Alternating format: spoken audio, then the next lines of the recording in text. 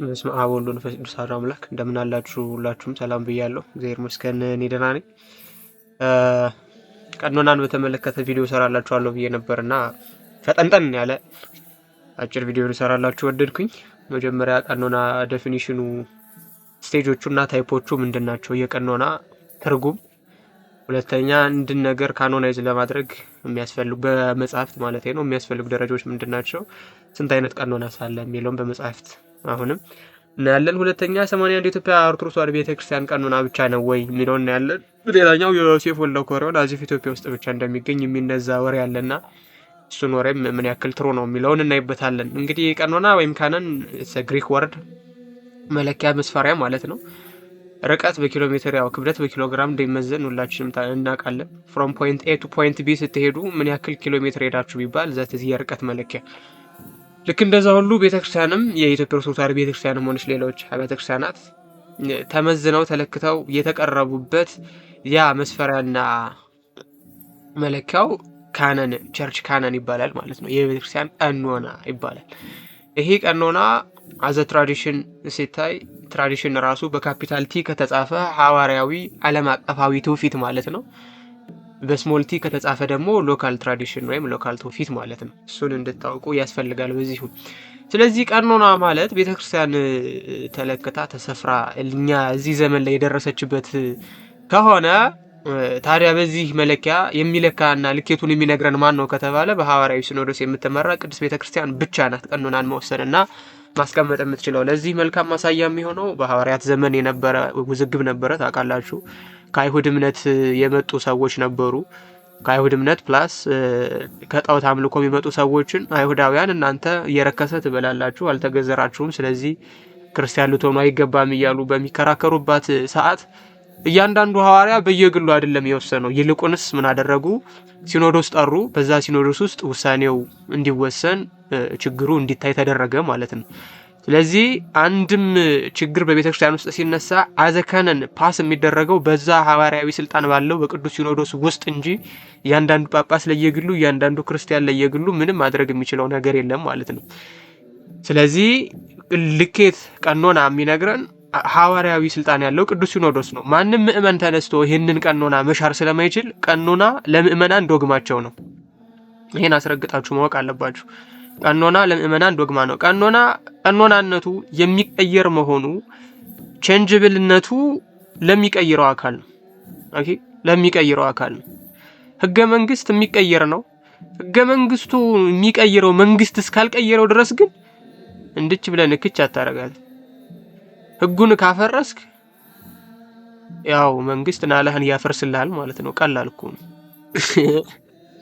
ቀላል ማሳያ ነው። ስለዚህ ህጉ የሚሻሻለው ህጉ የሚቀየር ነው።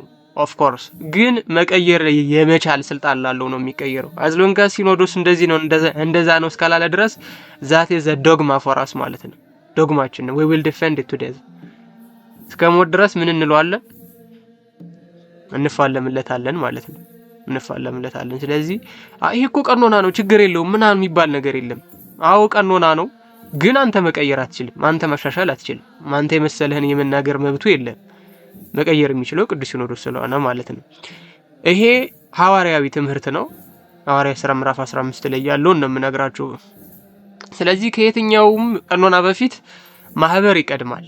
ቤተክርስቲያን ትቀድማለች። ቤተክርስቲያን ቀድማ ቀኖናውን ትሰራለች። ቀኖናው ቤተክርስቲያንን ሲጠብቃት ይኖራል ማለት ነው። ሙቹዋሊ ነው ኤግዚስት የሚያደርጉት። ቤተክርስቲያን ቀኖናን ሰራሽ፣ ቀኖና ቤተክርስቲያንን እየጠበቃት ይኖራል ማለት ነው። ኢትስ አስ ሲምፕል አስ ዛት። በቃ ቤተክርስቲያን ያለ ቀኖና የኖረችበት ጊዜ የለም። ቀኖናው ደግሞ ቤተክርስቲያንን እየጠበቃት ለወደፊቱም ይኖራል ማለት ነው። ልክ መጽሐፍ ቅዱስን ቤተክርስቲያን እንደሰጠችን እና መጽሐፍ ቅዱስ ደግሞ ቤተክርስቲያንን እንደሚጠብቃት ማለት ነው። ቀኖናም እንደዛው ነው።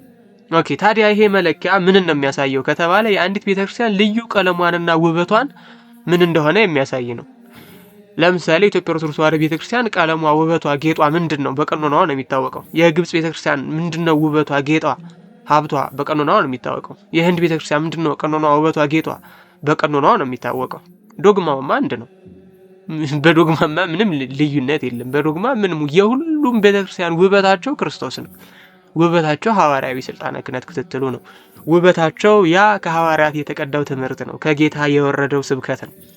ያ የሁሉም አንድ የሚያደርጋቸው ስር መሰረታቸው ነው። ነገር ግን በትውፊታቸው በቀኖናቸው ደግሞ አንዱ ቀይ፣ አንዱ ነጭ፣ አንዱ ሰማያዊ፣ አንዱ ሐምራዊ ሆኖ ይገኛል ማለት ነው። ይሄ ቀለማቸውን የሚነግረን ይሄ ቀኖና የሚባለው ነው። ስለዚህ ይሄ ቀኖና አብያተ ክርስቲያናት በአንድነት የሚኖሩበት ዶግማዊ ምስጢር ስላልሆነ ከቦታ ቦታ ሊለያይ ይችላል። ከቀኖና ቀኖና ሊለያይ ይችላል። ይህ ማለት ግን አብያተ ክርስቲያናቱ አንድ አይደሉም ማለት አይደለም። ቀለምና ውበታቸው አንድ አይደለም ማለት ነው። ለምሳሌ አሁን በጣም የምታምር ጠይም ሴት ትኖራለች፣ ወይም ጠይም ወንድ ይኖራል። በጣም የምታምር ቀይ ሴት ወይም ቀይ ወንድ ደግሞ ይኖራል። አሁን ቀለማቸው ስለተለያየ ይሄንኛው ድመት ነው፣ ይሄንኛው ዝንጀሮ ነው፣ ይሄችኛው ግን ሰው ናት አትልም። they are all souls, they are all humans። ነገር ግን አንድ አይነት ውበት የላቸውም። አንደኛው በራሱ ቀለም ውብ ነው፣ አንደኛው በራሱ ቀለም ውብ ነው። ቀኖና ማለት ልክ እንደዛ ነው። ስለዚህ አንድ የምንሆንበት ምስጢር የክርስቶስ ቤተክርስቲያን የሚያስብለን የክርስቶስ አካል የሚያደርገን ዶግማችን አለ፣ ቀለማችን ደግሞ አለ ማለት ነው። ስለዚህ አሁን ጥቁሩ ቀይነት የሚናፍቅ ከሆነ በጥቁርነቱ እየተመካ አይደለም እንደማለት ነው ብላችሁ አስቡት። ስለዚህ አሁን ቀኖና ዶግማ ስላልሆነ አንድ እንዲሆንም አይጠበቅም ከመሰረቱ ጀምሮ ማለት ነው።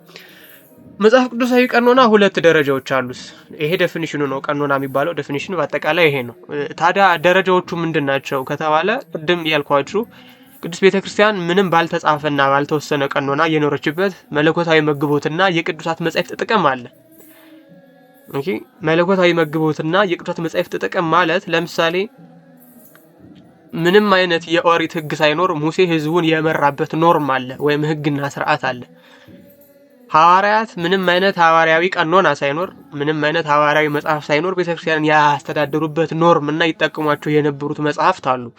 ስለዚህ እሱ ስቴጅ ምንድነው የሚባለው? የጸደቀ የተወሰነ ቀኖና ሳይኖር ቤተክርስቲያን ተተዳደረበት የነበረው ያ ስቴጅ ኖርሚንግ ኖርም ነው የሚባለው፣ ወይም ካነን 1 ይባላል። ኖርማንስ ይባላል ማለት ነው። እሱ ኖርማንስ ይባላል። የተወሰነ ውስን ያለ ቀኖና ዝርዝር ያለ ቀኖና ሳይኖር ቤተክርስቲያን ትኖርበት የነበረው መለኮታዊ መግቦትና የቅዱሳት መጻሕፍት ጥቅም ያ የመጀመሪያው ስቴጅ ነው። እሱ ካነን 1 ወይም ኖርማንስ ይባላል ማለት ነው። እዚህ ደረጃ ላይ የግድ የተጻፉ መሆን አይጠበቅባቸው መተዳደሪያዎችም ሆኑ ቀኖናዎቹ ማለት ነው። ከቦታ ቦታም ሊለያዩ ይችላሉ። ኦኬ፣ አሁን እዚህ ስቴጅ ላይ ከተደረሰ በኋላ ሐዋርያት ካለፉ በኋላ በእነሱ የተማሩ ሰዎች ሲተኩ መናፍቃንም እንደዚሁ በጣም እየበዙ ሲመጡ የሐዋርያትን ትምህርት ከመናፍቃኑ ትምህርት መለየት ሲያስፈልግ ምን ያስፈልጋል? ኖርማታ የምንለው ሁለተኛው ስቴጅ ይመጣል ማለት ነው። ሁለተኛው ደረጃ። እዚህ ደረጃ ላይ ስትደርስ ደግሞ ቤተክርስቲያን ባኖራት ያልተወሰነ ቀኖና እየተመራች መጥታ በጉባኤም ይሁን በቅዱሳን አበው ወጥ የሆነ ዝርዝር የሚዘጋጅበት ደረጃ ነው። ይሄ ወጥ የሆነ ዝርዝር የሚዘጋጅበት ነው። ይሄንኛው ከዚህ ነው፣ ይሄንኛው ከዚህ ነው፣ ይሄንኛው ከዚህ ነው ተብሎ ማለት ነው። ሲጀመርም ይሄ ኖርማታ የሚያስፈልገው በጣም የተለያዩ ችግሮች በየቦታውና በየጊዜው ስለሚነሱ ያንን ችግር ለመፍታት ነው የሚቀመጠው ማለት ነው። ያንን ችግር ለመፍታት ነው። ስለዚህ ይሄ ኖርማታ ላይ ስንደርስ 2 አይነት የቅዱሳት መጻሕፍት አከፋፈል አለ። አንደኛው ዲቫይን ኢንስፓሬሽንስ በአጠቃላይ መለኮታዊ መነሳሳት የተጻፉ መጽሐፍት ናቸው። ሁለተኛው ደግሞ እንዲነበቡ የታዘዙና የሚከበሩ መጽሐፍት ናቸው። እንዲነበቡ የታዘዙና የሚከበሩ ወይም ቬነረብል ቡክስ ናቸው።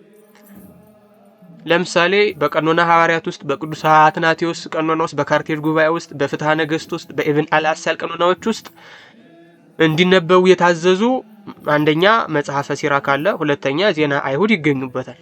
ኦኬ፣ ስለዚህ ቀኖና ሲባል ቀጥታ መለኮታዊ መገለጥ ብቻ አድርጎ መረዳት የካነንን ትርጉም ማጥበብና ዝም ብሎ ምንም አይነት ሐዋርያዊ መረዳት የሌለው የቤተክርስቲያንን ትራዲሽን የቤተክርስቲያንን ቅዱስ ትውፊትን የዘነጋ ይሆናል ማለት ነው። ቀኖና ስንል ቀጥታ መለኮታዊ መገለጥ ያለባቸው ብቻ የሚል ቃል አናስቀምጥም። ፕላስ አድርገን እንዲነበቡ በሐዋርያትም በቅዱሳን አበውም በጉባኤያትም የታዘዙ ቅዱሳት መጻሕፍትንም ይጨምራል ማለት ነው። ይሄ በደንብ እንዲገባችሁ ለስ ያድስ ፍገር አንዴ እንደዚህ ላርግላችሁና ይሄ ፊት ለፊት የምትመለከቱት አሁን ያለው ቀኖና አሁን ያለው የቅዱስ ቤተክርስቲያናችን ቀኖና ከየት የመጣ ነው፣ እንዴትስ እዚህ ደረጃ ላይ ደረሰ የሚለውን በወፍ በረር የሚያስቃኝ ነው። አንደኛ ኖርማንስ ያለው ማለት ቅዱስ ቤተክርስቲያን የተጻፈና የተወሰነ ቀኖና ሳይኖራት ተጠቀምበት የነበረው ህግና ስርዓት ነው። እዚህ ጋር መጻሕፍትም ሊሆኑ ይችላሉ፣ ሰዎች ራሳቸው ሊሆኑም ይችላሉ። ሙሴ፣ ሐዋርያት፣ ክርስቶስ ራሱ ምናምን እያልን ማለት ነው። ከዚህ ሁለተኛ ምን አለ? ኖርማታ ያልነው ስቴጅ አለ። አሁን ኖርማታ ላይ ሁለት አይነት ካኖኖች አሉ። አንደኛ መለኮታዊ መገለጦችና ስልጣን ያላቸው መጻሕፍት ናቸው፣ አውቶሪታቲቭ ስክሪፕቸርስ የምንላቸው። ሁለተኛ እንዲነበቡ የታዘዙና የሚከበሩ ወይም ቬነረብል ኤንድ ሪከመንድድ ቡክስ የምንላቸው ናቸው። ስቲል ሁለቱም ግን ካኖን ውስጥ ነው የሚጠቃለሉት።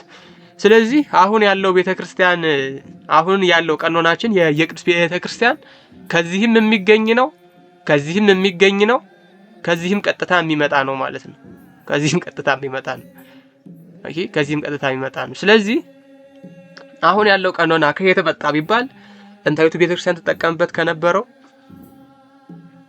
አንደኛ፣ ሁለተኛ ኖርማታ ላይ ሆኖ አንዴ ይሄ ነገር እየታያችሁ አይደለም መሰለኝ፣ እንደዚህ ሰፋ አድርገላችሁ። እሺ፣ ቅዱስ ቤተክርስቲያናችን ጥንታዊቷ ቤተክርስቲያን ማለት ነው የምትጠቀምበት ህግና ስርዓት እንዳለ ሆኖ ወይም ኖርማን ስለያለው ባልተጻፈ ቀኖና ባልተጻፈ ህግ ትመራበት የነበሩት ስክሪፕቸሮች እና መመሪያዎች እንዳሉ ፕላስ መለኮታዊ መገለጥ ተብለው በጉባኤ እየተወሰኑት ፕላስ እንዲነበቡ እየታዘዙት መጻሕፍት ምን ይሰጠናል? አሁን ያለውን ቀኖና ይሰጡናል ማለት ነው። ስለዚህ አሁን ያለው ቀኖና እኩል ይሆናል ኖርማንስ ፕላስ አውቶሪቴቲቭ ስክሪፕቸርስ ፕላስ ቬነረብል ኤንድ ሪከመንድድ ቡክስ። ኢኩዌዥኑ ይሄ ነው። ኖርማታው ለምንድን ነው የሚያስፈልገው? ውስን ዝርዝር ለምንድን ነው የሚያስፈልገው ስንል ምን አለን? እውነተኛውን ትምህርት በየቦታውና በየጊዜው ከሚነሱ መናፍቃን ለመጠበቅ ሐሰተኛውን አጥርቶ ለማውጣት የሚደረግ የቅዱሳት መጻሕፍት ልየታ ነው። ልየታ ማለት ዲፈረንሺየት ማድረግ ማለት ነው። ኖ ዲስ አር አወር ቦክስ በት ዲስ አር ናት ብላችሁ የነ ቶማስን ጎስፔል የነ በርናባስን ጎስፔል አውጥቶ የሚጥል ማለት ነው። እሱ ስቴጅ ነው። አሁን እዚህም ጋር ወጥ የሆነ ነገር አትጠብቁም። ለምንድነው? በየቦታው አንድ አይነት ችግር ስለማይነሳ አንድ አይነት መፍትሄ አይወስዱም ማለት ነው። ኦኬ፣ በየቦታው አንድ አይነት ችግር ስለማይነሳ አንድ አይነት መፍትሄ አይወስዱም። ቬሪ ናይስ። እንደዚህ ከሆነ አንድ መጽሐፍ አሁን ልብ ብላችሁ አዳምጡኝ። አንድ መጽሐፍ ኖርማንስ ላይ ቢኖር ጥንታዊቱ ቤተክርስቲያን ሃይማኖቷን ለማጽናት የምትጠቀምበት ቢኖርና ኖርማታ ላይ ሳይገኝ ቢቀር እንጠቀመዋለን ወይስ አንጠቀመው? ማለት እዚህኛው ቀኖና ላይ አሁን ያለው የቅዱስ ቤተክርስቲያን ቀኖና ላይ ይገባል ወይስ አይገባም? ይገባል ወይስ አይገባም? ጥያቄውን በደንብ ስሙ። ጥንታዊቱ ቅዱስ ቤተክርስቲያናችን ሃይማኖቷን ለማጽናት የምትጠቀምበት ሆኖ ዶክትሪኗን ለማስፋት የምትጠቀምበት ሆኖ ነገር ግን ኖርማታ ላይ ወይም ካነን 2 ላይ ሳይደርስ እዛ ዝርዝር ውስጥ ሳይገባ ቢቀር ቅዱስ ቤተክርስቲያን ቀኖና ውስጥ ታስገባለች ወይስ አታስገባውም? ካላስገባችሁ ትምህርቱ ሊጎል ነው። ካስገባችሁ ዝርዝር ውስጥ የለም ልትባል ነው። ታዲያ ምንድነው የምታደርገው? ካስገባችሁ ኖርማታ ላይ የለም ልትባል ነው። ካላስገባችሁ ያ ትምህርቱ ሊጎል ነው። ስለዚህ ምን ታደርጋለች? ባላት ሐዋርያዊ ስልጣን ባላት ቀኖና የመወሰን ሐዋርያዊ ሲኖዶሳዊ ስልጣን ተጠቅማ ጥንታዊቱ ቤተክርስቲያን የምትጠቀማቸው እነዛን መጻሕፍት ቀኖና ውስጥ ታስገባቸዋለች ማለት ነው። ስልጣኑ የቅዱስ ሲኖዶስ ስለሆነ የኛ ስለሆነ ቅድምም ተናግረናል። ወጥ የሆነ ነገር እንዲኖር አንጠብቅም። ግን አለ ደግሞ የሚገርመው እሱን እናየዋለን በኋላ። ስለዚህ ስቴጆቹ በዚህ ደረጃ ነው አልፎ የሚመጡት። ታይፖቹም እነዚህ ናቸው። ስለዚህ አሁን ካነን የሚባለው ነገር ቀኖና የሚባለው ነገር ምን እንደሆነ ገብቷቸዋል። ቅዱስ ቤተክርስቲያናችን ዘመናትን ተሻግራ እዚህ ዘመን ላይ እያበራች እንድትኖር ያደረጋት ቀኖና ላይ አለመደራደሯ ነው። በነገራችን ላይ ቀኖና ላይ አለመደራደሯ ነው። ቀኖና ማለት ቅዱስ ቤተክርስቲያንን አጥሮ አቅፎ ደግፎ ዘመናትን አሻግሮ እዚህ ደረጃ ላይ ያደረሳት ልዩ መለኮታዊ መግቦት ያለበት ህግ ነው። አንድ ሰው ቀኖናን ተደፋፈረ ማለት ነገ ዶግማን ይደፋፈራል ማለት ነው። አንድ ሰው ቀኖናን አናናቀ ማለት ነገ ዶግማን ያናንቃል ማለት ነው። ምክንያቱም ቀኖና ራሱ ለዛ ምእመን ዶግማው ነው። በዚህ ማቃለል ይጀምራል፣ ነገ ክርስቶስን ፍጡር ወደ ማለት ይሄዳል ማለት ነው። ስላየንም እንደዚህ አይነት ሰዎች ስላየንም። ስለዚህ አሁን ካነን የሚባለው ምንድነው? በዚህ ደረጃ የሚቀመጥ ነው ማለት ነው። ዴፊኒሽኑ ስቴጆቹና ታይፖቹ እነዚህ ናቸው። ቬሪ ጉድ። ታዲያ የኢትዮጵያ ቀኖና ከብዙ ሰዎች እንደምንሰማው ማለት ያው አሉባልታ ነው የሚያወሩት ማለት ነው። 81 የኢትዮጵያ ብቻ ነው ብለው በድፍረት የሚናገሩ ሰዎች አሉ። 81 የኢትዮጵያ ኦርቶዶክስ ተዋሕዶ ቤተክርስቲያን ብቻ ነው እንጂ ሌላ ማንም አይከተልም። ፍትሐ ነገሥት ላይ ያሉት የመጽሐፍት ዝርዝሮችም ደግሞ ሌሎች አብያተ ክርስቲያናት የማይቀበሏቸው ናቸው። ለምሳሌ ዜና አይሁድ በሌሎች አብያተ ክርስቲያናት የለም፣ የኢትዮጵያ ሊቃውንት የጨመሩት ነው ይላሉ። እንዳልኳችሁ ቅድም ቀኖና የመወሰን ስልጣኑ የቅዱስ ሲኖዶስ እስከሆነ ድረስ ቤተክርስቲያናችን አውቶሴፋሎስ ቸርች ነች። ካነን የማጽደቅ ሐዋርያዊ መብትና ስልጣን አላት። ስቲል ግን that's not the case ፍትሐ ነገሥቱ የተተረጎመው ከአረብኛ ነው፣ ከቅብጥ ዶክመንት ማለት ነው፣ ከቅብጥ ቤተክርስቲያን። እዛ ላይ ካለ ታዲያ ግብጽንም ልትቃወሟት ነው ማለት ነው። ቺሪፒኪነስ ይመጣል ማለት ነው። አሁን ግብጽ ስትሆን ግብጽ ላይ ያለ እንዲያው በቃ ባላየ ለፈለፈለ ታልፋለህ። ኢትዮጵያ ቤተክርስቲያን ብቻ ከሆነች ትጮሃለህ ማለት ነው። ኢዲኤሲ at its best ማለት ነው። ለሲ 81 ቀኖና እነማን እንዳላቸው ግን ኦኬ antecedents of the lists in ፍትሐ ነገሥት and በአብጥሊስና በፍትሐ ነገሥት ያሉት ቀኖናዎች አንተሰደንታቸው ወይም እነሱ የተገኙበት እንደማለት ነው። ምንድነው የሚለውን እያሳየ ነው። እንደምትመለከቱት አረቢክ 81 ኦር 82 ካነን አለ። ኢቭን 83 የሚቀበሉ ጥንታውያን አብያተ ክርስቲያናትም አሉ። በነገራችን ላይ አቆጣጠሩ እንደ ትንሽ ዲስፐርስ ስለሚያደርጉት ማለት ነው። ሁለተኛ የአቡ አልበረካት አለ። ሶስተኛ የአቡ ኸልዱን አለ። ፍትሐ ነገሥትና አብጥሊስ የኛው ናቸው፣ እንተዋቸዋለን ማለት ነው። እነዚህ ሁሉ ምን ያክል መጽሐፍ የሚያጸድቁ ይመስላችኋል? ምን ያክል መጽሐፍ የሚያጸድቁ ይመስላችኋል? 81 ነው የሚያጸድቁት። as you can see it here ማለት ነው። ይሄው እዚህ ጋር 81 ቅዱሳት መጻሕፍትን ይዘረዝራል። 81 ቅዱሳት መጻሕፍትን ይዘረዝራል። ይሄ ብቻ እኮ ቢሆን ጥሩ ነበር። ይሄ ብቻ አይደለም፣ ሌላም አለ። እዚህ ጋር የምትመለከቷቸው ሲሪያክ ኦክታቱ ካለ፣ የኮፕት 56 ካነን አለ፣ የኮፕት ሄፕታቱ ካለ፣ አረቢክ 56 ካነን አለ። እነዚህ ሁሉም ቢሆኑ 81 ቀኖና ነው የሚያጸድቁት። 81 ኢኑመሬሽኑ የጥንታዊት ቤተክርስቲያን ቀኖና። ኢኑመሬሽኑ ማለት ቁጥሩ ማለት ነው። እዛ ጋር እንዴት ነው የምደርሰው? እሱን እንደፈለክ ድረስ። አንዱን መጽሐፍ ለሁለት ክፈለው፣ ሁለቱን መጽሐፍ አንድ ላይ ደበላልቀው። as long as you are accepting those books are canonical books, I have no problem with you ማለት ነው። nobody has problem with you። ሁለቱን መጽሐፍ በአንድ ልትቆጥረው ትችላለህ፣ አንዱን መጽሐፍ ሁለት አድርገህ ልትቆጥረው ትችላለህ። 81 የሚለው ኢኑመሬሽኑ ግን በጥንታዊት ቤተክርስቲያን ውስጥ ሩትድ የሆነ ትራዲሽናሊ ኢን ካፒታል ቲ ትራዲሽናሊ አክሰፕታንስ ያለው ቁጥር ነው። እነዚህን ሁሉ ብትደምሯቸው 81 ቅዱሳት መጻሕፍት ናቸው። በሶሪያ፣ በኮፕቲክ፣ በአረቢክ ካኖን ውስጥ በሙሉ እየታወቀ ነው 81 የሚባለው ቀኖና ማለት ነው። እንደ እንግዳ ደራሽ እንደ ውሃ ፈሳሽ ዝም ብሎ ብድግ ብሎ የደረሰ ቀኖና የለም። ኦኬ፣ የደረሰ ቀኖና የለም። ቢኖር ስህተት ስለሚሆን እኮ አይደለም።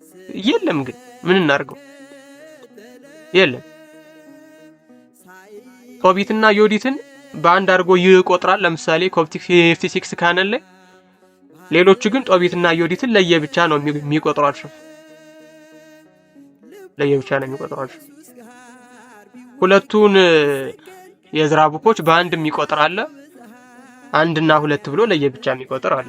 መጽሐፉን ተቀበለው እንጂ እንዳልኳችሁ ነው አቆጣጠሩን እንደምንም አድርገው። ነገር ግን 81 የሚለው ቁጥር የኢትዮጵያ ኦርቶዶክስ ተዋሕዶ ቤተክርስቲያን የፈለሰፈችው ቁጥር አይደለም። ጥንታዊቱ ቤተክርስቲያን በጋራ የተስማማችበት የምትቀበለው ነው። ኢኑመሬሽኑ ማለት ነው። ልብ ብላችሁ ስሙ። ኢኑመሬሽን ማለት ቁጥሩ ራሱ ማለት ነው። 81 የሚባለው ቁጥር was more of የጥንታዊ ቤተክርስቲያን way of saying these are my books እነዚህ የኔ ቅዱሳት መጻሕፍት ናቸው የሚሏቸው ናቸው። እነዚህ ውስጥ 3 መቃብያን አሉ። ትመለከቷቸዋላችሁ ተስፋ አደርጋለሁ። እዚህ ጋር 3 መቃብያን ቡክ አለ፣ እዚህ ጋር 3 መቃብያን ቡክ አለ፣ እዚህ ጋር 3 መቃብያን አለ፣ እዚህ ጋር 3 መቃብያን አለ፣ እዚህ ጋር 3 መቃብያን አለ። ቡክስ ኦፍ ጁቢሊስ ይላል መካቢስ። ሶ 81 የሚለው ዝም ብሎ እንደው ብድግ ተብሎ የተደረሰበት ቁጥር አይደለም ነው። እሱን እንድትይዙት ነው። ከዛ በመቀጠል በግሪክ በምናምን ያሉት ነገሮችንም አንዴ ፈጠን አድርጌ ላሳያችሁ። ካውንስል ኦፍ ካርቴጅ ሁለቱን የመቃብያን መጻሕፍት አስቀምጧል። ይሄንን በኋላ በደንብ እንገርበዋለን የካየነ ካውንስል ኦፍ ካርቴጅን ምናምን። አሁን ግሪክ አፖስቶሊክ ካነን አለ እዚህ ጋር የግሪክ ሐዋርያዊ ቀኖና አለ፣ የሶሪያ ኦክታቱ ካለ፣ የአረብ 81 82 ካነን አለ። እነዚህ ሁሉ ምን ያክል መጽሐፍ የሚያጸድቁ ይመስላችኋል ስታስቡት? 81 ቀኖና ነው የሚያጸድቁት። 81 ቀኖና ነው የሚያጸድቁት። ይሄው the 8 books of Clement the 8 books of Clement the 8 books of Clement ማለት ነው። 8ቱ በእኛ ብቻ ነው ያሉት ምናምን። my goodness, do you hear yourself brother? do you hear yourself? I don't think you do.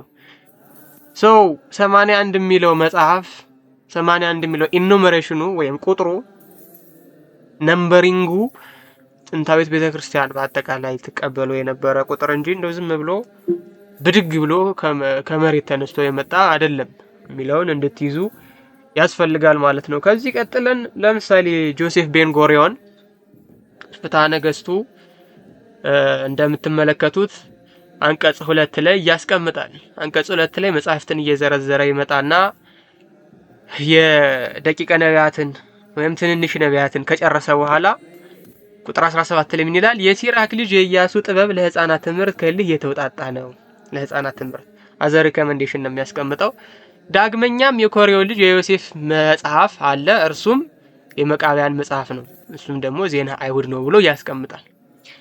አሁን ብዙ ጊዜ የኛን ሰዎችም የምንሰማቸው ፕሮቴስታንቱ ማለት ነው። በነገራችን ላይ ፕሮቴስታንት ስል ይሄ ቤተ እምነት ተሰርቶላቸው ያሉትን አብዱሎችን ማለት አይደለም። እነሱ ያው እንደ ብዱሻ ቆጥረን ማለት ነው። ፕሮቴስታንት ስል የቤተክርስቲያንን ቀኖና የሚቃወሙ በሙሉ ማለት ነው። ቤተክርስቲያንን አጌንስት ሆነው የሚመጡ ማለት ነው። አታክ ሞድ አክቲቬት አድርገው የሚመጡ ማለት ነው። ቤተክርስቲያንን ከመጠራጠር የሚጀምሩ ሰዎችን በአጠቃላይ ነው ፕሮቴስታንት እምላችሁ። ቤተክርስቲያንን አታክ ለማድረግ ቤተክርስቲያንን በጥርጥር አይን እያዩ የሚመጡ ሰዎች በሙሉ they are ፕሮቴስታንትስ፣ ተቃዋሚዎች ማለት ነው። ተቃዋሚዎች very nice። እዛ ላይ ከተግባባን ፕሮቴስታንት ስል የሆነ ቤተ እምነት እንዳታስቡ ለማለት ነው። it is አይዲዮሎጂ ነው for me ማለት ነው። አይዲዮሎጂውን ነው አታክ እያደረኩ ያለሁት እዚህ ጋር።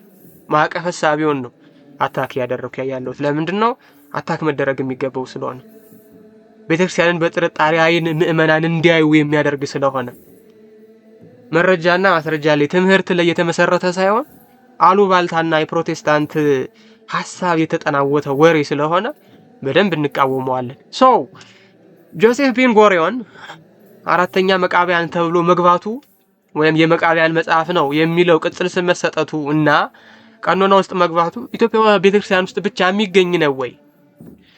ሐቢቢ እንደዛ አይደለም። ሌትስ ሲ መግሙዕ ወሰፋዊ ፍትሐ ነገሥቱ እየተተረጎመበት ኦሪጂናል ቅጂው ይሄ ነው። ኦሪጂናል ቅጂው ይሄ ነው። አልመግሙዕ ወሰፋዊ ለኢብን አልአሳል የምትመለከቱት ነው። published originally in Arabic ካይሮ ግብጽ 1245 ላይ። ይሄን ጅብሪል ነው ወይ የተረጎመው? አረ እናቴ ምን ጥሎኝ እኔ አይደለሁም። ታዲያ ማን ነው? this translation is based on Arabic text published by Hegemon and Philadelphus Awad Coptic Orthodox Patriarch በ1886 ዓመተ ምህረት። ተርጓሚ ማን ነው? ፕሪሊሚናሪ ትራንስሌሽን እየሰራት ዶክተር ዊሊያም ሃና ነው። የእመቤታችንና የአብርሃም ኮፕቲክ ኦርቶዶክስ ቸርች ነው ማለት ነው። አድራሻቸውም ምናምናቸውም አለላችሁ እዚህ ጋር። አሁን እዚህ ላይ የሚለው ምንድነው ነው? አንቀጽ 2 ላይ እንሂድ። አንቀጽ 2 ላይ እንሂድ። ፍትሐ ነገሥቱ እየተተረጎመበት ነው ብያቸዋለሁ። እሺ አንቀጽ 2 ላይ መጽሐፍትን እየዘረዘረ መጣ። ይኸውና መጽሐፈ ቋልት ምናምን የሚለውን ሁሉ ይኸው ቋልት፣ ሶንግ ኦፍ ሶንግስ ኤንድ ዊዝደም ኦፍ ቦዔዝ ምናምን እያለ 5ቱን የሰለሞን መጽሐፍት ይዘረዝራል። 16 ቡክስ ፎር ሜጀር ቡክስ ኤንድ 12 ማይነር ደግሞ እዚህ ጋር አለላችሁ። 12 ማይነር ፎር ሜጀር ነቢያት አሉ። አጠቃላይ 16 ማለት ነው። እነዚህን ሁሉ ከዘረዘረ በኋላ if you can say here additionally ብሎ the wisdom of Joshua ibn Sirach for children education and the book of Joseph ben Carbon that is the book of Maccabees ይላል። ኢትዮጵያ ውስጥ ብቻ ነው። ኢትዮጵያ ውስጥ ብቻ ነው። This is Coptic document, not our document. Did you see it? The wisdom of Joshua ibn Sirach for children education ካልባ the book of Joseph ibn Carbon that is the book of Maccabees። ታዲያ ፍትሐ ነገሥቱ ምንድነው ጥፋቱ? ፍትሐ ነገሥቱ ከዚህ የተለየ ምን አለ? የሲራክ ልጅ የኢያሱ ጥበብ ለህፃናት ትምህርት ከሊ የተወጣጠ ዳግመኛ ኤንድ የዮሴፍ ወልደ ኮሪዮን መጽሐፍ and that is the book of Maccabees አለ። እርሱም የመቃቢያን መጽሐፍ ነው አለ። so what? የኢትዮጵያ ቤተክርስቲያን እየጨመረችው ነው ይሄ? it is not እብጥ ውስጥም አለ፣ ኮፕቲክ ቸርች ላይም አለ። ታዲያ ኮፕቲክ ቸርች በዚህ ቀኖና ትመራበታለች? አይሁን አትመራበትም። ከራሷ አንደበት እንስማ፣ ከግብጽ አንደበት እንስማ ምን እንደምትል about this canons. Disclaimer. These traditions are reflections of the Coptic society at that pivotal time. ይኸውላችሁ በጣም the second millennium ማለት የመጀመሪያው መቶ ክፍለ ዘመን እና እስከ አራተኛው መቶ ክፍለ ዘመን የኮፕቲክ ቤተክርስቲያን እንደ ፀሐይ በዓለም እያበራሽ በነበረችበት ሰዓት የነበረውን ቀኖና የሚያሳይ ነው የሚለው። even though በ13ኛው መቶ ክፍለ ዘመን ቢጻፍም ቀኖናው ግን ከመጀመሪያው ሚሊኒየም ጀምሮ የነበረ ነው የሚለው።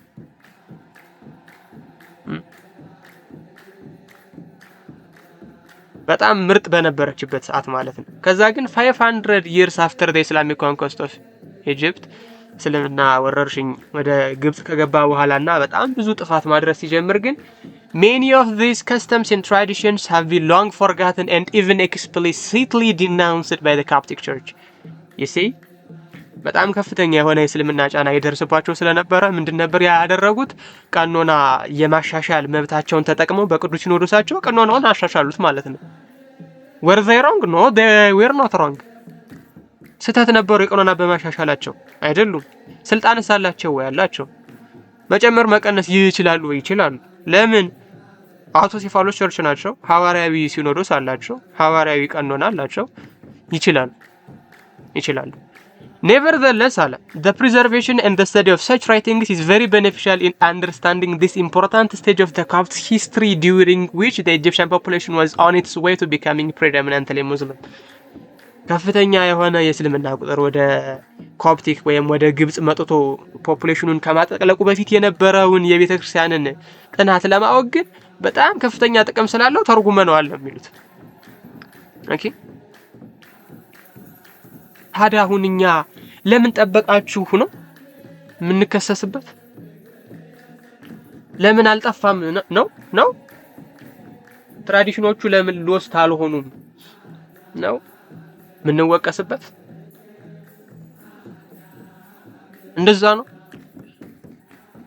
not only this by the way እዚህ ላይ ብቻ አይደለም ያለው book of Maccabees አራተኛው መቃቢያን ተብሎ ጆሴፍ ቤን ጎሪዮን እዚህ ላይ ብቻ አይደለም ያለው።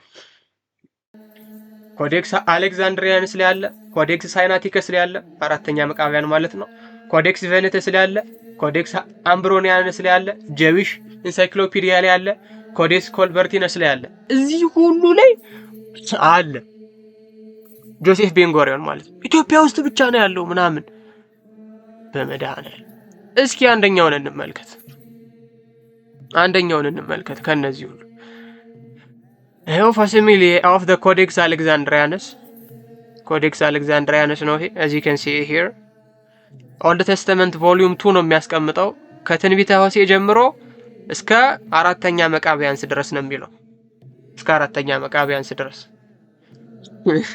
ኦልድ ቴስተመንት ነው ይሄ በነገራችን ላይ ከነቢያት መጽሐፍት ጋር ቆጥሮ ነው የሚያስቀምጠው ኦኬ ለዚህ አራተኛ መቃብያን ማለት እንዴ ምን ነው አልገባንም ምናምን ብለን ጠየቅ ነው መጣ ከሆሴዕ ጀምሮ እዚህ ጋር እንደምትመለከቱት ትንቢተ ሆሴዕ አሞጽ ሚክያስ ኢዮኤል አብድያስ ጆናስ ናሆም ምናምን እያለ ይመጣል ደቂቀ ነቢያትን ይዘረዝራል እነ ጦቢትን እነ ጆዲትን ምናምን እነ ተረፈ ዳንኤልን እነ እዝራን እየዘረዘረ ይመጣና as you can see here ፎርዝ መካቢስ ጸሐፊው ማን ነው የሚለው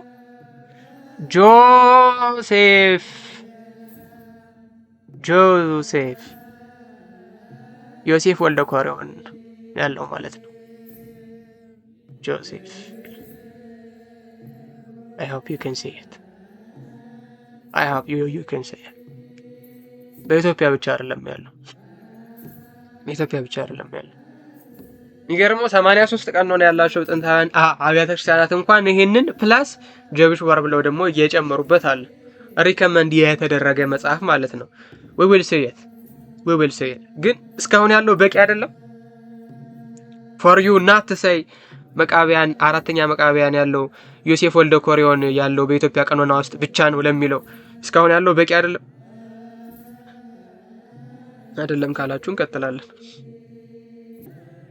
እሺ እዚህ ጋር እንደምትመለከቱት the whole Greek Bible የሚል አለ whole Greek Bible የግሪክ ባይብል አጠቃላይ ዝርዝር የሚያስቀምጥ ነው በየኮዴክሱ ማለት ነው ኮዴክስ ቫቲካንስ ኮዴክስ ሳይናቲከስ እና ኮዴክስ አሌክዛንድሪያንስ ላይ ያሉ ይሄ የምትመለከቷቸው ዊዝደም ኦፍ ሰለሞን ዊዝደም ኦፍ ሲራክ ምናምን ያው ያሉ ነገሮች ናቸው ኢቭን ሰብስቲዩጀንት ላይ ስላሉ እና ያከላከራካሪ አይሆኑም እዚህ ጋር ኮዴክስ አሌክዛንድሪያንስ አሁን ያሳየናችሁን ማንን ይጨምራል አራተኛ መቃብያንን ይጨምራል ማለት ነው እሱን ደግሞ እዛው ኮዴክሱ ላይ ሄደን ስናየው ማን ነው ያለው ዮሴፍ ወልደ ኮሪዮን ብሎ ነው ያስቀመጠው ስለዚህ የአረብኛው የኢብን አሳል ላይ ያለው ከዚህ የሚገኝ ነው ኮዴክስ አሌክዛንድሪያንስ ዴት ባክ የምታረጉት አራተኛው ክፍለ ዘመን ላይ ነው it is way before የኢብን አሳል መጽሐፍ ከመሰብሰቡ በፊት ኢቭን ከዛም በፊት የነበረ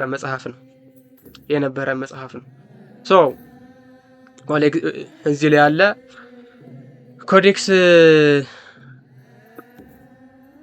ቬኔተስ ላይ ደግሞ እንመልከት ኮዴክስ ቬኔተስ ማለት ይሄ ነው ኮዴክስ ቬኔተስም እንደምትመለከቱት አራተኛ መቃብያንን ያስገባል ይሄው አራተኛ መቃብያን ከዛ ክሮኖግሪፎን ፍሮም አደም ቱ ጀስቲኒያንም አለ የጎስፐል ካኖንን የያዘ ያውሳቢዮስ ሌተርም አለ እነዚህ ካኖን ውስጥ ያሉ መጽሐፍት ናቸው ኦሬዲ ኮዴክስ ቬኔተስ ውስጥ ማለት ነው ኮዴክስ ቬኔተስ ውስጥ ስለዚህ ኮዴክስ አሌክዛንድሪያንስ አየን ኮዴክስ ቬኔተስ አየን የግብጽ እንደ ፀሐይ አብርቻለሁ ባለችበት ዘመን የነበረውን ቀኖና አየን እነዚህ ሁሉ ላይ ዮሴፍ ወልደ ኮሪዮን አለ አሁንም ሌላ አንድ ልጨምርላችሁ ኮዴክስ አምብሮሲያነስ ይሄንን ሰርች ብታደርጉት ኢቭን ታገኙታላችሁ ኮዴክስ አምብሮሲያነስ 7A1 ብላችሁ ብትሄዱ ታገኙታላችሁ ኦኬ ዛሌስ ይሄው አራተኛ መቃብያን ከዛ ጆሴፈስ ዋር 6ንም አብሮ ይዘረዝራል ከኦልድ ቴስተመንት ቦክስ ጋር ማለት ነው ታዲያ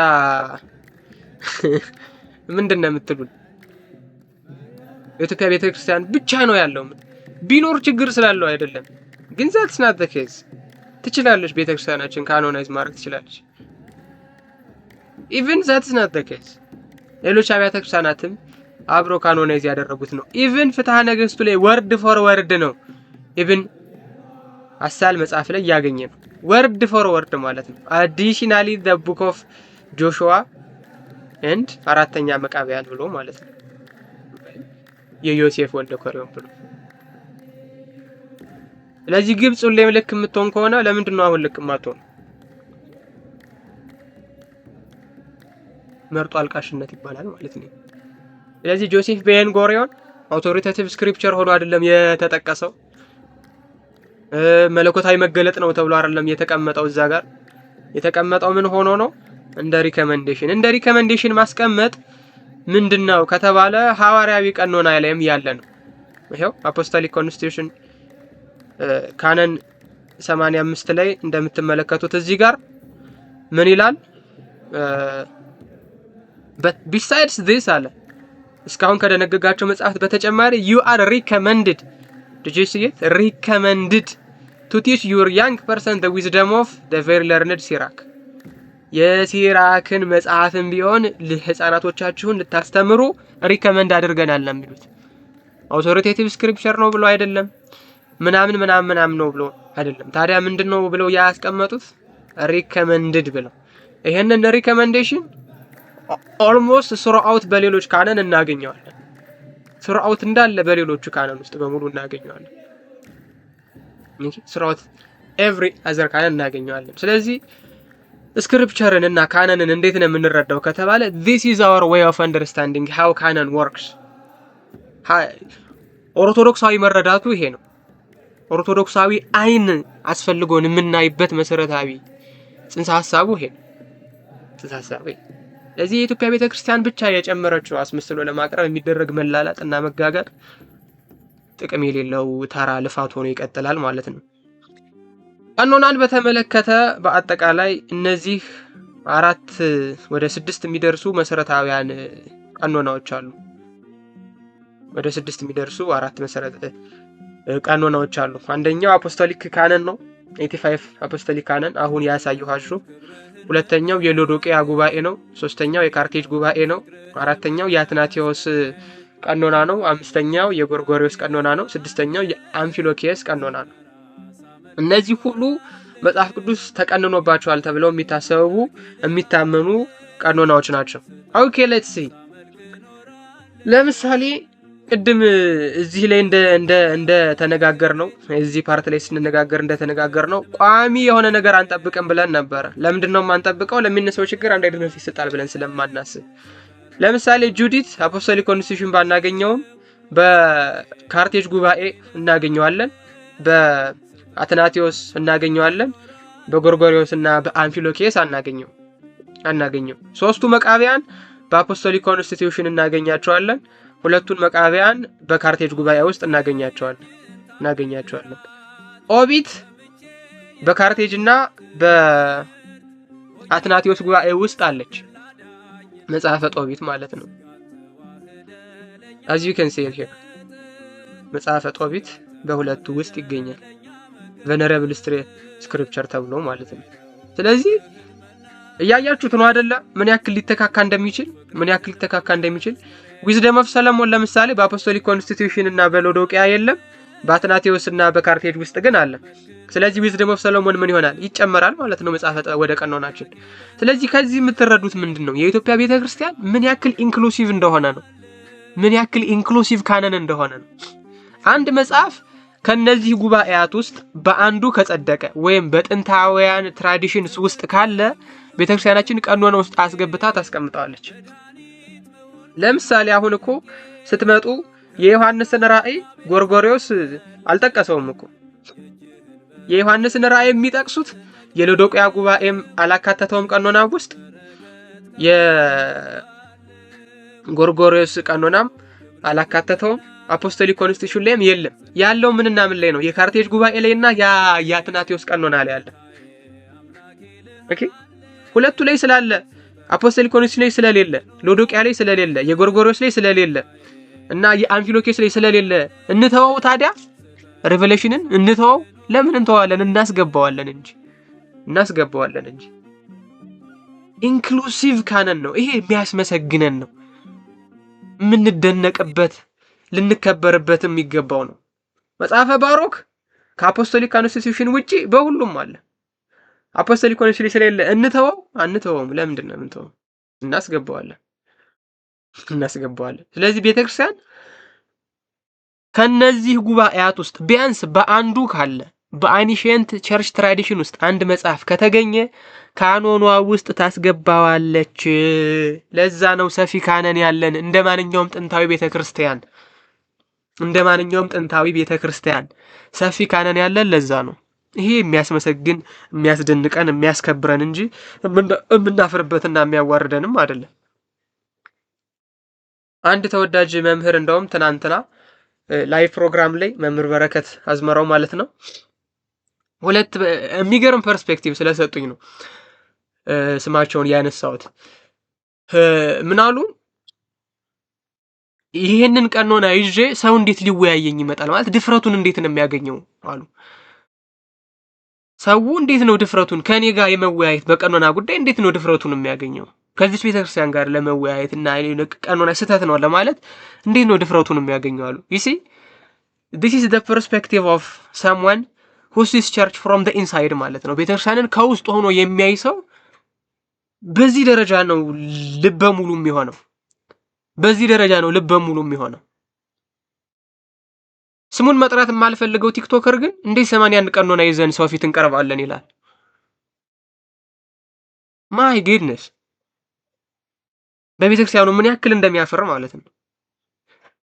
ይሄን ማፈሩን ያመጣው ቤተክርስቲያን ስለምታሳፍር ነው ወይስ ልጁ ዕውቀት ስለሌለው ነው ከተባለ ግን ዕውቀት ስለሌለው ነው።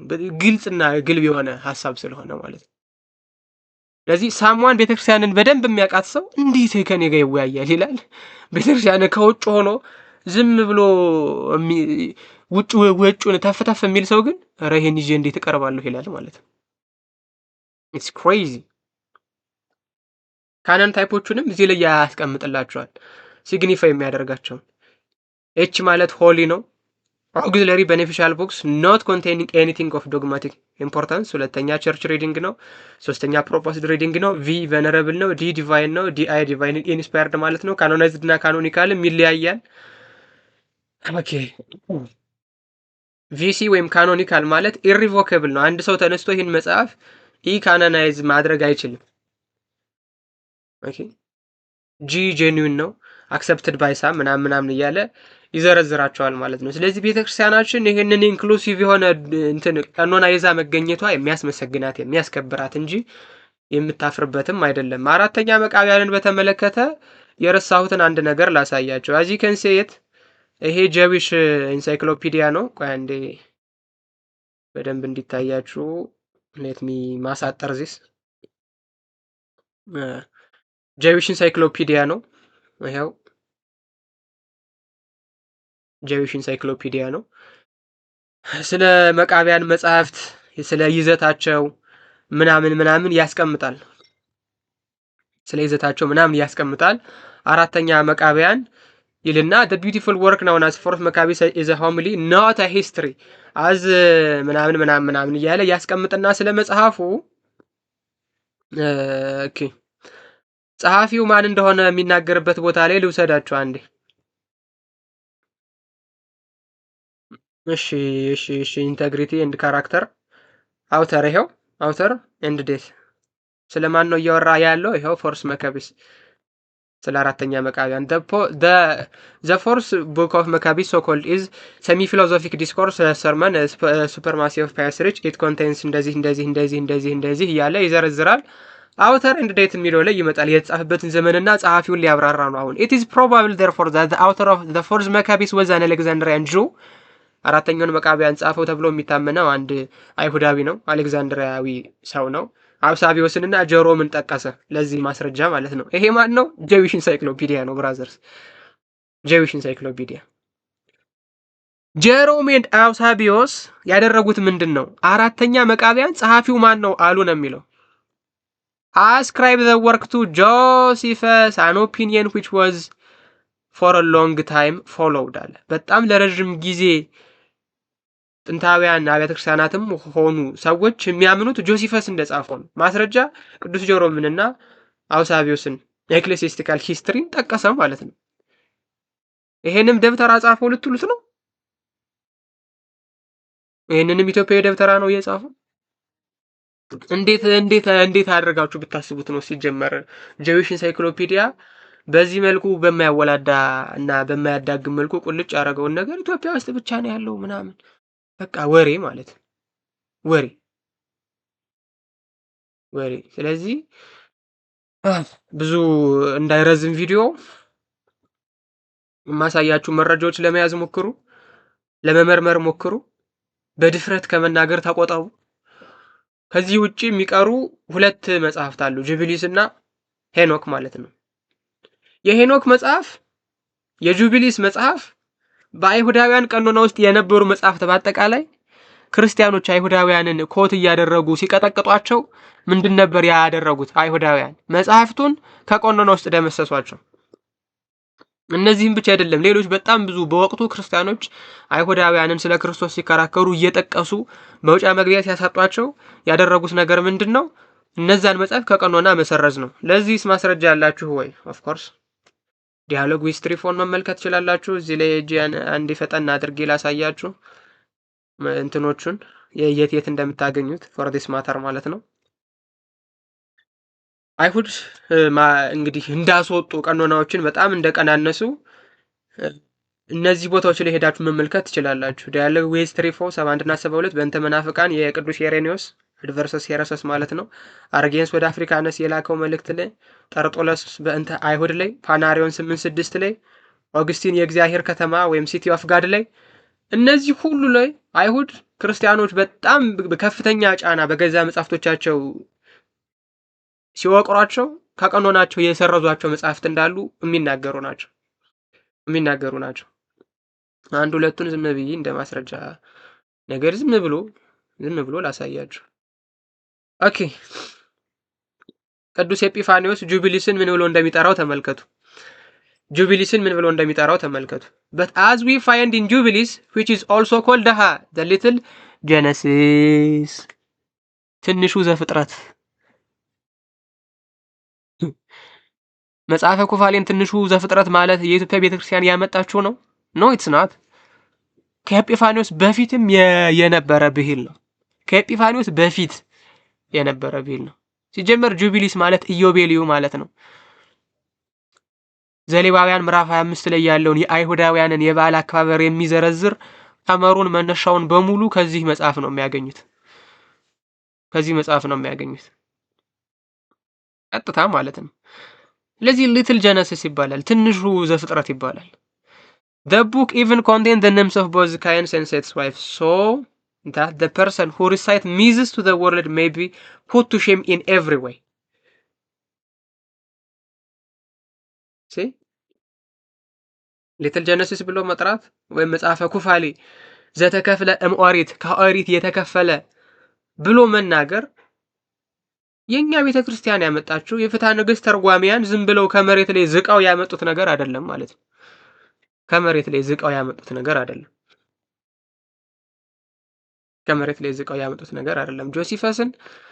የጆሲፈስ እንኳን ይበቃል። በጣም ብዙ ማስረጃ ስለቀረበ 9-10 ማስረጃ ሲበዛ ደስ አይለኝም። ይሄ ተርቱሊያን ነው።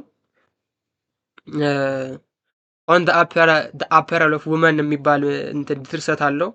ምዕራፍ 3ን ሙሉ ዴዲኬት ያደረገው መጽሐፈ ሄኖክን ዲፌንድ በማድረግ ነው። ኮንሰርኒንግ ዘ ጄነስ ኦፍ ዘ ፕሮፌሲ ኦፍ ኢኖክ የሄኖክን መጽሐፍ ዲፌንድ በማድረግ ማለት ነው። የሄኖክን መጽሐፍ ዲፌንድ በማድረግ as you can say it ማለት ነው። እነዚህ እንደው ዝም ብለው ቲፕ ኦፍ ዘ አይስበርግ እንደሚባለው ቲፕ ኦፍ ዘ አይስበርግ ማስረጃዎች ናቸው። መጽሐፈ ሄኖክ ወርድ ፎር ወርድ ተጠቅሶ እናገኘዋለን የይሁዳ መልእክት ላይ ማለት ነው፣ ቁጥር 14 ላይ ያንን መጽሐፈ ሄኖክ ምዕራፍ 1 ላይ እናገኘዋለን። ይህም ትንቢት ለአሁኑ ትውልድ አይደለም ለሚመጣው ትውልድ እንጂ ብሎ አስቀምጦልን እናገኘዋለን ማለት ነው። ስለዚህ ይሄ ሁሉ ነገር ይሄ ሁሉ መጽሐፍት በኢትዮጵያ ኦርቶዶክስ ተዋሕዶ ቤተክርስቲያን ተጠብቀው መኖራቸው ቤተክርስቲያኗን የሚያስመሰግናት የሚያስከብራት ክብር እንዲሰጣት እንዲጨመርላት የሚያደርግ እንጂ አንገት የምንደፋበት የምትዋረድበት የምንዋረድበት ዝቅ የምንልበት ዝቅ የምትልበት ሊሆን አይችልም። ከመሰረቱም ቢሆን ሊሆን አይችልም። የቤተክርስቲያንን ቀኖና ዝም ብላችሁ ፕሮቴስት የምታደርጉ ሰዎች ሜዩ ዝም ብሎ እንዴት ነው ቡቸር ለማድረግ ቴክስቹዋል ቡቸሪንግ ለማምጣት ምናምን ሳይሆን በቃ መረጃን አይታችሁ መረጃን መሰረት አድርጋችሁ ለመገምገም ሞክሩ፣ ለወደፊቱ ማለት ነው።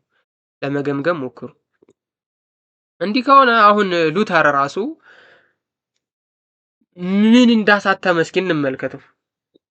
ሉተርሻ 1535 ላይ መጽሐፍ ቅዱስ ዝርዝር አለው። እንደምትመለከቱት ይሄ የሉተር መጽሐፍ ነው። ሊንክ አስቀምጥላችኋለሁ ብዬ ነበረ፣ ልካ ሶሪ። የሉተር መጽሐፍ ነው ይሄ። ቴሌግራም ላይ አስቀምጥላችኋለሁ የዚህን መጽሐፍ ሊንክ ዳውንሎድ የምታደርጉበትን ማለት ነው። ሰዛት ሄዳችሁ እንድታወርዱት። እዚህ ላይ የብሉይ ኪዳን መጽሐፍትን እየዘረዘረ ይመጣና አንድ ፔጅ ላይ ነው ሙሉ የሚያስቀምጠው። የምትመለከቱት ነው። እዚች ላይ ነው የሚያስቀምጣት ሙሉ መጽሐፉን ማለት ነው። ጀነሲስን ይጠቅሳል፣ ኤግዞደስን ይጠቅሳል፣ ሌቪቲከስን ይጠቅሳል፣ ነምበርን ይጠቅሳል፣ ዲውትሮኖሚን ይጠቅሳል፣ ምናምን እነዚህን ሁሉ እየጠቀሰ ከመጣ በኋላ ስንት መጽሐፍትን ጠቀሰ? ከላይ ጀምሮ ከጀነሲስ ጀምሮ እስከ ትንቢተ ዳንኤል ድረስ 23 መጽሐፍትን ጠቀሰ። 23 መጽሐፍትን ቬሪ ጉድ። 23 መጽሐፍትን ከጠቀሰ በኋላ 24ተኛ እዚህ ጋር 12ቱ ደቂቀ ነቢያት ይዘረዝራል። ይሄንን እኔን ከምትሰሙ ይሄው ቀጥታ ከዚህ ተመልከቱ። ፍሬዝ ይሄ አሁን ሃይላይት ያደረኳት ፍሬዝ appears in the 1535 Luther Bible and is part of structural listing of biblical books. part of structure listing of biblical books. Based on the surrounding page content, this line introduces 12 minor prophets, a traditional grouping of short prophetic books in the Old Testament. The Wolf 12 ማለት ነው። ክላይን ስሞል ኦር ማይነር ማለት ነው። ፕሮፌትን ፕሮፌት ማለት ነው። ታዲያ እንደዛ ካደረገ በኋላስ ትንቢተ ሆሴዕን አስቀመጠ፣ ኢዮኤልን አስቀመጠ፣ አሞጽን አስቀመጠ፣ ወዘተርፈ። አሁን ከኔ ጋር ደምሩ 23 ነበሩ አይደለ? ከዚህ ጀምሮ ከቁጥር 1 ጀምረን በሮማን ነምበሪንጉ እስከዚህ ድረስ ስንመጣ 23 ነበሩ። 23 ሲደመር እነዚህ 12 ስንት ሆነ? 23 እና 12 35 አይደለ? ኡፍ ልቤ ፈሰሰች። በጣም ለፈለፍኩ እንዴ። 23 ሲደመር 12 35 ነው የሚሆነው እንደደመራችሁት እናንተ። አፖክሪፋል አላለም፣ ምንም አላለም። ቀጥታ ጁዲትን ይዘረዝራል። ይሄው ዮዲትን 35 1 36 2 37 ጦቢያ 38 ሲራክ 39 ባሮክ 40 መጽሐፈ መቃቢያን ሁለቱም አሉ 41 42 ተረፈ ዳንኤል እና የአስቴር ሁለቱን ስደምሯቸው ስንት ሆኑ? 35 36 37 38 39 40 41 42 43 44 መጽሐፍትን ቁጭ አድርጎልሃል ማርቲን ሉተር። አፖክሪፋ ብሎ አሁን ፕሮቴስታንቱ የሚተዋውን ማለት ነው። ለዚያውም ፕሮቴስታንቲዝም ቤተ እምነቱ ማለት ነው። አሁን አይዲዮሎጂውን ሳይሆን ቤተ እምነቱ አይደለም ለሐዋርያዊ አባቶች መታመን ቀርቶ ለማደጉ አባቱ ለማርቲን ሉተር እንኳን አይታመንም። አፖክሪፋል ብሎ ነው የዘረዘራቸው። ኔቨር ቴዎሎጂካል ክርክሮችንም ተከራክሮባቸዋል። ማስረጃ we're gonna see ሉተርስ ወርክ አሜሪካን ኤዲሽን ቮሊዩም 31 ላይ ያለላችሁ እነማን እንደሚጠቅስ አሁን ስንመለከት አብረን እናፍራለን። አብሽሩ bear with me for a second። እሺ ፐብሊሽድ ኢን ኮንኮርዲያ ፐብሊሺንግ ሃውስ ማን ነው? የሉተራን ሉተርስ ወርክ ቮሊዩም 31 ካሪየር ኦፍ ዘ ሪፎርመር አለላችሁ። እስኪ ሌትስ ጎ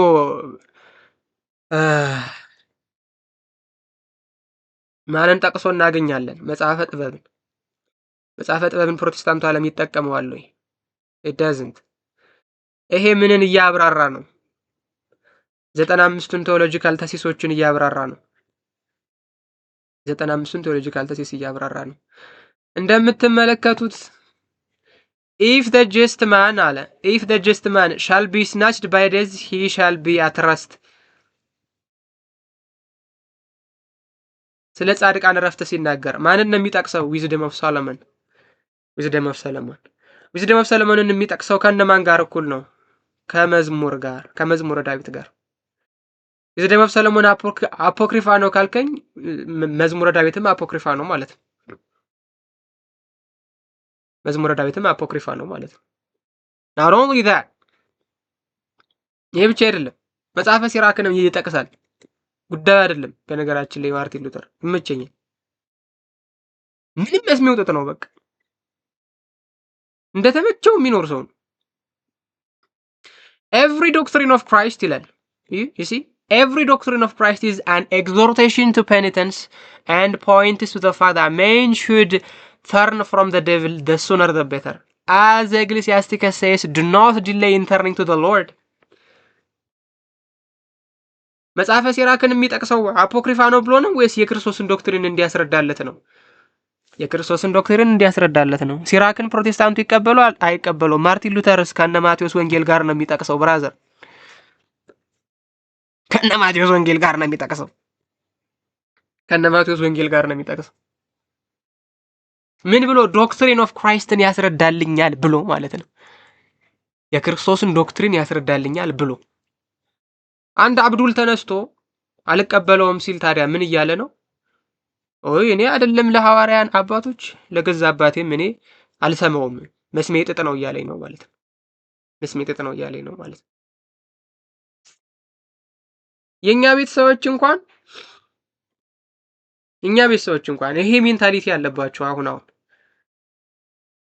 ምእመኑ ቤተክርስቲያንን በጥርጣሬ እንዲመለከት የኢትዮጵያ ቤተክርስቲያን ከሌላው ተለይታ የራሷ የሆነ ነገር በቃ የሆነ የተለየ ነገር አላት እኮ እዛ ተሰፋክት እኮ ግን ኖት ነ ጉድ ወይ ፕሬዘንት የሚያደርጉባቸው። ከዛ ምእመናኑ ቤተክርስቲያን የምታረገውን ነገር በጥርጣሬ አይን ማየት ይጀምራል። እንደ ጎረቤት ልጅ ተደብቆ እንደ ይሄ ነገር ግን ትክክል ነው ምናምን ይሄ ስህተት አይደለም ምናምን ቤተክርስቲያን የምታረገው ነው፣ የሆነ ግለሰብ የሚያደርገውን አይደለም። ቸርች ካነንን መጠራጠር ይጀምራል። በዚህ ትጀምራለህ፣ ዶግማውን በመካድ ትቀጥላለህ ማለት ነው።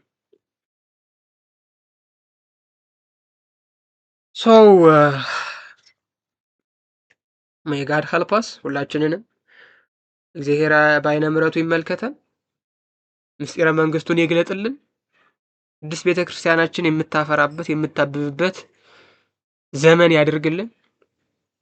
ልጆቿ ከጥርጣሬ መንፈስ ወጥተው እንደ ልጅነት የሚኖሩበትን ዘመን ያምጣልን። እንደዚህ አይነት የሚጠራጠሩ ሰዎችን ክርስቶስ ልቦናቸውን ይመልሰው።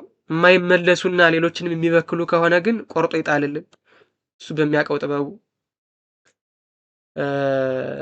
ዛሬ ያየናቸው እነዚህ 3 መሰረታዊያን ሐሳቦች በዚሁ እናጠናቀቃለን ማለት ነው። ከዚህ የምትረዱት ምንድነው? ከዚህ የምትይዙት ምንድነው? የኢትዮጵያ ኦርቶዶክስ ተዋሕዶ ቤተክርስቲያን ጥንታዊቱን ቤተክርስቲያን የምታሳየን ትልቂቷ መስታወት እንደሆነች ነው። እንደውም መደምደሚያ ባሳያችሁ እጅግ በጣም ደስ ይለኛል። የኢትዮጵያ ቤተክርስቲያንን ለምን ልቀበለው ብዬ ብጀምር 4 መሰረታዊ ሐሳቦችን እናስቀምጣለን። ለምንድን ነው የኢትዮጵያ ቤተክርስቲያንን ቀኖና የምቀበለው? አንደኛ ሐዋርያዊ ትስስሩን በጠበቀ ስልጣነ ክህነትና ቅዱስ ሲኖዶስ የተወሰነ ቀኖና ስለሆነ አንደኛ። ሁለተኛ ከጥንታውያን ቀኖናዎች ያጎደለው ምንም ስለሌለ ከጥንታውያን ጉባኤያት ከጥንታውያን ቀኖናዎች ያጎደለው አንድም የለም። the most complete canon in the entire world is Ethiopic canon አሁን ላይ ማለት ነው። ድሮ ሁሉም እንደዛ ነበሩ፣ ግን በተለያዩ አጋጣሚዎች በእስልምና ወረርሽኝም ይሁን በቀኝ ግዛትም ይሁን በተለያዩ ግጭትና ችግሮችም ይሁን ካኖናቸውን ጥለውታል። but we don't do that። ምንም አይነት እስላሚክ ኢምፓየር አላጠቃንም፣ ምንም አይነት ቀኝ ግዛትም አልደረሰብንም። ክብር ለአባቶቻችን። እነዚህ ከጥንታውያን ቀኖናዎች ያጎደለው ምንም ነገር የለም። ሶስተኛ ጥንታውያን ቅጆችን በመጠበቅ የሚተካከለው ስለሌለ ነው። መጽሐፈ ሄኖክ በኢትዮጵያ ሳይገኝ ኖሮ በቁምራን ዋሻ ውስጥ ተገኝቶ ቢቀር እና የኢትዮጵያ ቀኖና ባያጠቃልለው ኖሮ በቃ አፖክሪፋል እንደሆነ ይቀጥል ነበር። አሁን ግን ዘ ኢንታየር ወርልድ መጽሐፈ ሄኖክ ላይ የሚረባረበው ኢዝ ቢኮዝ ኦፍ አወር ቸርች ቅዱስ ቤተክርስቲያናችን ጠብቃ ስላኖረችው ነው። ጠብቃ ስላኖረችው ነው። እዚህ ጥንታውያን ቅጆችን በመጠበቅ አንድም የሚተካከለው የለም። አራተኛ ጥንታዊቷን ቤተክርስቲያን በቅርበት ለማየት በታሪክ ወደ ኋላ ሄዶ ሐዋርያዊቷ ቤተክርስቲያን ምን ትመስል ነበር የሚለውን ለመገምገም ትልቅ መሳሪያ ስለሆነ ነው።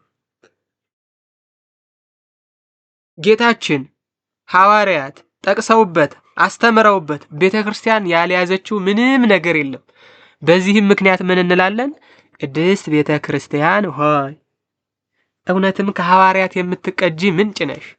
ቅድስት ቤተክርስቲያን ሆይ እውነትም የክርስቶስ ሐሳቡ የሚታይብሽ መድረክ ነሽ። ቅድስት ቤተክርስቲያን ሆይ እውነትም ጥንታዊቱ ቤተክርስቲያን ምን ትመስል እንደነበር በጨረፍታ የምታሳይን ሕያው ምስክር ነሽ እንላታለን ማለት ነው። ሕያው ምስክር ነሽ እንላታለን ማለት ነው። ለዚህ የኢትዮጵያን ቀኖና ለምን ልቀበለው? because of this reasons። ከዚህ ውጪ ያለ ፕሮቴስታንታዊ ቀኖናንስ በአይዲዮሎጂ ጭምር ነው የምላችሁ። ቤተ እምነቱን ብቻ ሳይሆን በአይዲዮሎጂ ፕሮቴስት የማድረግ አይዲዮሎጂ ያለበት እሱን አንደኛ ከጥንታዊት ቤተክርስቲያን የተለየ ስለሆነ አንቀበሉም። ምንም አይነት ትስስርም ሆነ ሪሌሽንሺፕ የለውም። ሁለተኛ የቅዱስ ቤተክርስቲያንን ስልጣን በመካድ የሚጀምር የሚያልቅ ስለሆነ ቤተክርስቲያን ስልጣኗን ክዶ ነው የሚጀምረው፣ ስልጣኗን ትቶ ነው የሚጀምረው። የሚያልቀውም ስልጣኗን በመካድ ነው።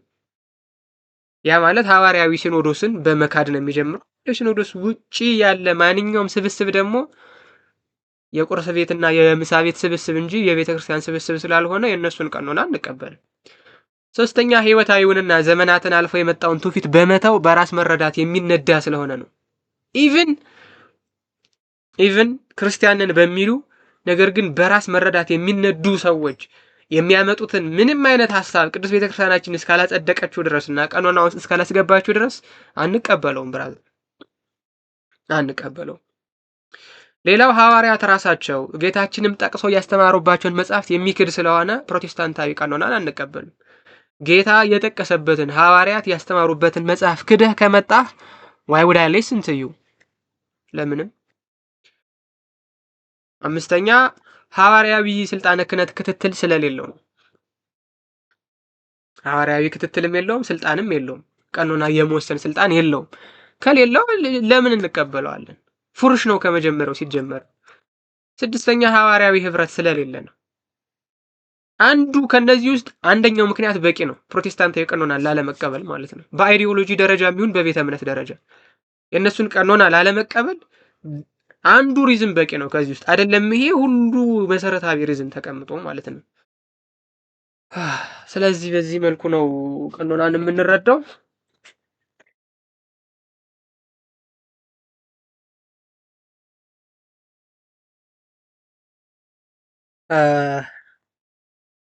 ቪዲዮአችን በዚሁ ያልቃል። ኮሜንት ማስቀመጥ ትችላላችሁ። ሼር መደረግ አለበት በደንብ። ቲክቶክ ላይ እየቆራረጣችሁ ለማስቀመጥ ሞክሩ። ሁላችሁም ሰብስክራይብ ምናምን አድርጉ። ከዚህ ውጪ ምን ቀረ? መስታወሻ እያያዛችሁ ተማሩ። ማቴሪያሎች ቴሌግራም ላይ ለቅቄላችኋለሁ።